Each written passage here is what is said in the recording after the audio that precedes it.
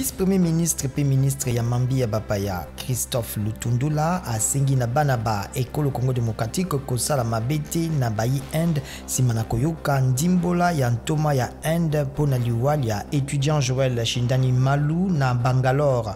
Christophe Lutundula alobi Joël Shindani Malu akufaki simana kobundana ba policier bakangaki na lopipito drogue bengami ecstasy. Mouvements citoyens lokola pe bayi lingomba la muka basali Milulu lelo liboso ya Assemblée nationale pona kosenga bonsomi ya CENI. Bazali kosenga bobongo la mi ya mobeko ya botambwisi CENI et parlement indimaki mikolo mileki baboyi botiami na makasi ya mokambi ya CENI na bozangi bondimi ya banso. Minganga baozngeli uto lelo na tongo misala ya bango sima na botia mimanzaka lobby ya boyokani ya basendika na bango na mbulamatari. Minganga balobi batelemisi grève na bango po mbulamatari ndimi kobakisela bango prime ya likama kofuta bayike lifuta bazwakate uto mibu mingi pe mokonzi ya mboka komatisa mpete na bayeba umeli na mosala.